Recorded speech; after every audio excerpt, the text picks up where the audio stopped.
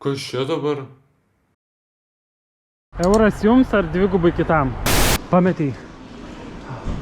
O kas toliau? Dabar baigsis pinigai ir eisiu bomžauti. 2024 metų gegužės 24 diena. YouTube kanale Karmos draugas įkeliamas vaizdo įrašas pavadinimu Benamio kailyje – nakvynės paieška. Nesakykit, tikrai labai intriguojantis ir akį patraukiantis pavadinimas. Mane, turbūt kaip ir jūs, sudomino šis vaizdo įrašas, todėl nusprendžiau jį pasižiūrėti. Kas nesate susipažinę su šio vaizdo įrašo konceptu, trumpai jūs apšviesiu. Veiksmas prasideda vaizdo įrašo herojaus, kaip vėliau sužinome, Eduardo namuose, Klaipėdoje. Čia jis pristato savo iššūkį, kurio tikslas – pradėti naują gyvenimą Vilniuje su 100 eurų savo kišenėje. Viena esminė šio iššūkio taisyklių yra jokio samdomo darbo. Negaliu dirbti samdomo darbo, turėsiu kažkaip suktis. Kol kas viskas skamba labai įdomiai, tiesa? Gerai, keliaujam toliau. Pati iššūkio pradžia yra ganėtinai nuspėjama ir nieko neįsiskiria nuo eilinio pirmakursio, kuris palieka savo tėvų namus ir įsikelia į naują miestą. Atvykęs į Vilnių Eduardas ieško vietos, kurioje galėtų apsistoti, o vėliau tiesiog nusiperka maisto ir eina miegoti naujai išsinuomotame hostelyje. Antrajame vaizdo įraše prasideda tai, ko mes ir laukėme – topinis benamio gyvenimas. Taros rinkimas ir pardavimas, socializacija su aplinkiniais bei daug nueitų žingsnių. Tarp nemažos dalies užmegztų pokalbių galime pamatyti ir keistesnių socializacijos apraiškų, tokių kaip žmonių gąsdinimas. Pala, ką, žmonių gąsdinimas?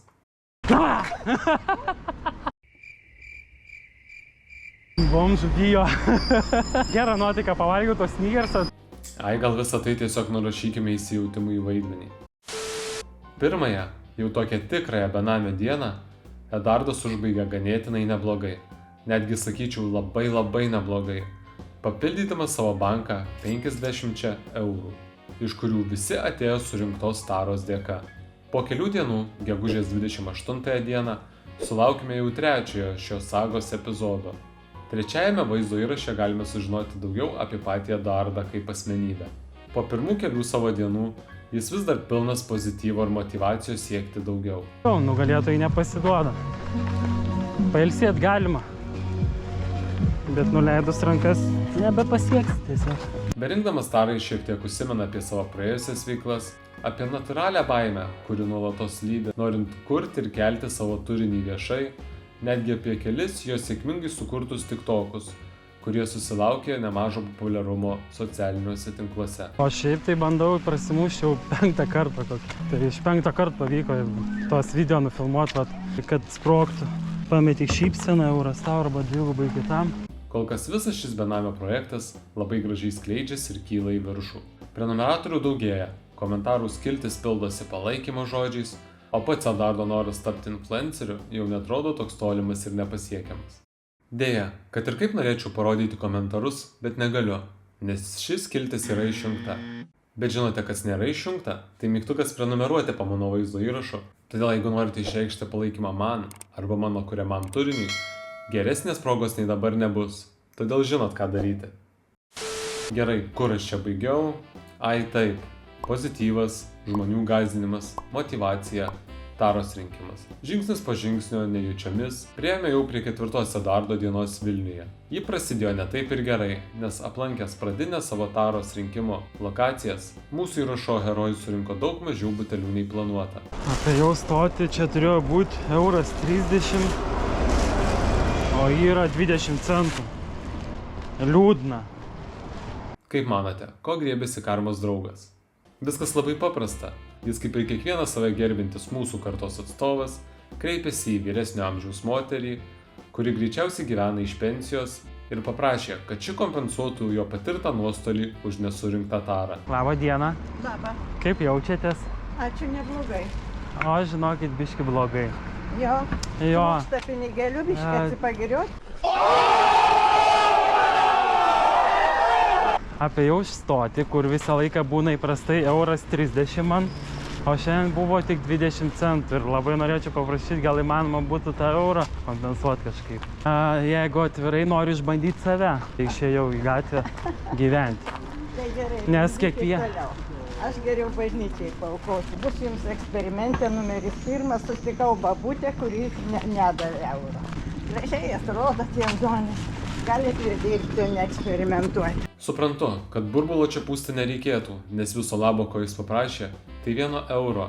Bet manau reikėtų atskirti, kada ir pas ką kreipiesi pagalbos. Nes pasakymas, kad aš darau eksperimentą, nelabai motyvuos senjorus, kurie savo išgyvenimo eksperimentą atlieka kiekvienais metais sulaukdami šildymo sąskaitų. Na bet nieko, kam nepasitaiko pasilikti neapgalvotai. Greičiausiai tai yra tik prastesnės nuotaikos ir desperacijos išgyventi padarinys. Nors tokių desperacijos išraiškų pradėjo ryškėti ir daugiau, nes būtent šiame vaizdo įraše Karmos draugas pirmą kartą užsimena apie norą susirasti merginą. Ir ne šiaip merginą, o tokią, kuri galėtų jį priglausti ir išlaikyti. Man kai administratorė pasakė susirast merginą, kad už tave mokėtų, su tokia sąlyga sutikčiau, kad mane mokėtų, jeigu taip ir sukalbėtume, ar iš gailesčio, ar šiaip norėtų padėti koks geras žmogus galbūt, pavyzdžiui. Na gal visai romantiškai skamba idėja moters, kuri tiki savo vyro idėjomis ir jį palaiko. Bet labai norėčiau išgirsti, kaip turėtų skambėti visas idėjos pristatymo procesas. Žiūrėk, aš benamis, šiaip aš ne benamis, aš turiu namus Klaipėdoje, bet čia mano toks eksperimentas. Gal galėtum mane priglausti ir išlaikyti, kol aš rinksiu tarą ir filmuosiu turinį iš mūsų gyvenimo. Ai, beje, žiūrėk, pametėjai šypseną. Ir nepamiršk karmos. Šiaip čia mes kalbam apie tą karmą ir panašiai, bet žinot, kas tikrai nusipelnė didelio ir riebaus karmos minuso? Šito Priuso vairuotojas, kuris specialiai važiavo į balą, tik tam, kad aptaškytų šaligatviu ėjusius žmonės. Panašu, tą dieną ne tik Eduardui nesisekė išelgetauti keletos eurų. 5. iššūkio dalis. Jau pastebime pasikartojančią rutiną, kuri tęsiasi iš vienos dienos į kitą. Vėl butelių rinkimas, vėl bendravimas su kitais likimo nuskriaustaisiais ir vėl kabinėjimasis prie praeivių. Labą dieną. Nešnekat su manim? Nenurimti, Eduardai, kiek galima? Ne visi malonus yra žmonės. Yra tokių ir kur matai. Visą ignorą. Užbūrinsiu tavo veidą. Nedarysiu tau gėdos. Visą laiką nusisukus eini. Suprantu, kad reikia kontento, bet prisikabinti prie žmogaus, kuris akivaizdžiai nerodo noro bendrauti su tavimi ir vėliau dejuoti, kaip tokie ignorai numuša ūpą, yra jau šiek tiek per daug. Nereikia pamiršti, kad jos pirmas įspūdis apie tave yra tiesiog bičas, besikuičiantis šiukšlių dėžėje, kuris kažką savo burba po nosimi. O vėliau, negana to, dar ir seka ją kitoje gatvės pusėje ir šaukia kažką apie YouTube. Benamio kailyje galėsi pasižiūrėti save. Vėliau YouTube įkelsi. Tu moki lietuviškai? Ai, gal kurčinė, bilė? Ir aš neturiu omeny, kad reikia skirstyti žmonės, bet manau, kiekvienas iš mūsų esame susidūrę su benamiu, kuris įkyriai lenda į akis ir žiūri į tave taip, lyg tu jam dabar privalai padėti. Vis mažiau pozityvių dalykų galime pasakyti apie šį iššūkį, bet kuo toliau einame, tuo daugiau keistesnių dalykų pastebime apie patį karmos draugą. Vis dėlto, aš vis dar tikiu šią idėją ir manau, kad šiek tiek adaptavęsis prie kitokio gyvenimo ritmo, mūsų vaizdo įrašo herojus pastatys šį traukinį ant savo bėgių. Lyg patvirtindamas mano žodžius, Eduardas užbaigė vaizdo įrašą su tekstu. Dar sekančiame video parinksiu bonkes, o tada viskas pasikeis. Va taip, apie tai aš ir kalbu, Eduardai, let's go, važiuojam. Deja, bet nutiko tai, ko aš labiausiai bijojau. Karmos draugas sulaužo vieną iš savo pagrindinių taisyklių – jokio telefono. Reikia tiesiog filmuoti savo gyvenimą kaip yra, o ne vaidinti, kad telefono neturiu ar dar kažką. Aš gal ne visai sutinku su šiuo teiginiu, čia tas pats lyg sakyčiau, aš dirbu samdomą darbą, uždirbu po 100 eurų į dieną, todėl manau, kad įrodžiau, jog tapti milijonieriumi yra tik laiko klausimas. Iš tikrųjų, geriau pagalvojus, čia ir yra visas benamio gyvenimo sudėtingumas, kad tu turi palaikyti pastovų pinigų srautą ir sugebėti suvaldyti dar N dalykų vienu metu. Juolab, jog pats karmos draugas pripažįsta, kad miego trūkumas ir prastas maistas stipriai įtakoja jo emocinę būklę. Todėl numesti kaulą ir pasakyti, jog va, aš įrodžiau, kad tai įmanoma, yra lyg spjūvis į veidą visiems gatvėje gyvenantiems žmonėms. Na, bet gal aš čia per daug kabinėjusi. Juk tai yra tiesiog paprastas YouTube iššūkis. Nereikia tikėtis, kad viskas vyks būtent taip, kaip vyksta realiame gyvenime. Kol aš čia dėjau nepasitenkinimą, mūsų įrašo herojus gavo superinį pasiūlymą. Nakvynė už 5 eurus. Tai yra stiprus patobulėjimas nuo dabartinių 12 eurų, todėl savaime aišku, kad Eduardas priėmė šį pasiūlymą. Ir čia jau atėjo naujas etapas, kuris pakeis jo gyvenimą – vaizdo įrašų montavimas.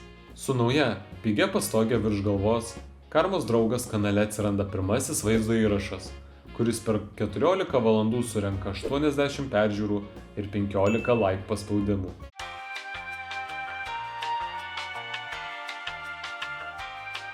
Naujoje gyvenamojoje vietoje Eduardas susiranda ir naują pajamų šaltinį – Valdemarą, kuris už sulakstymą į parduotuvę ganėtinai dosniai atsilygina. Wow.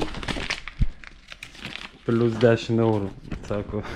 Čia kročiai gyveni ir pliusuoji, tiesiog šiais. Aš nesuprantu, kodėl niekas Valdemarui nepasakė apie Bolt Market arba apie kokią Barborą.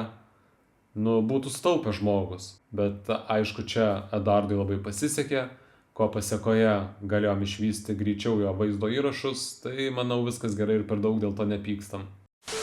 Mano duomenimis, kurie beje ne visada būna teisingi, Eduardas taip gyvena nepilną savaitę. Parduotuvė, montavimas, miegas. Parduotuvė, montavimas, miegas. Per šį laiką jis įkelia sekančias iššūkio dalis, iš kurių viena surenka jau 40 000 peržiūrų. Tokia sėkmė ne tik sukelia mano pavydo jausmą, bet ir nelieka nepastebėta kitų. Čia ir gimsta pirmasis reklamos pasiūlymas.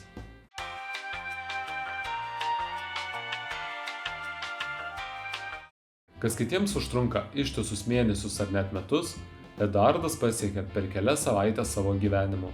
Su pirmais influencerio pinigais, atėjusiu geresniu maistu ir susitvarkiusiu miego režimu, pradėjo pūstis ir ego. Galimai ir bus 100 000 peržiūros, nes kanalas labai rodo didelės perspektyvas. Tai aš jam čia už 100 eurų labai pigiai darau.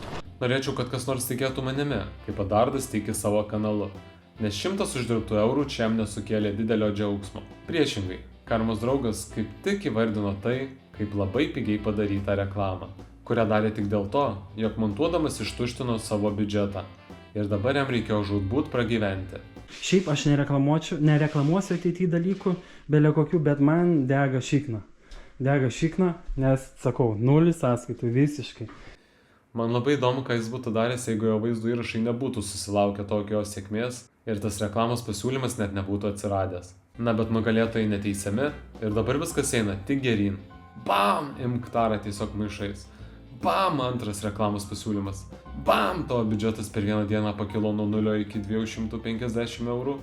Kaip pasakyta Andrew Tate'as, pabėgimas iš matricos įvyko. 1, 2, 3. Bet gyvenimas nebūtų gyvenimas, jeigu jame nebūtų nuotykių. Nes dabar, kai Eduardas jau galėjo šiek tiek atsipūsti dėl savo ateities, jį pasiekė žinia. Būsi iškeldintas. Rytoj tikriausiai čia visus iškels. Nežinau, kur eiti. Stresas, neina užmigti. Serialo vertas likimo posūkis. Ir viskas.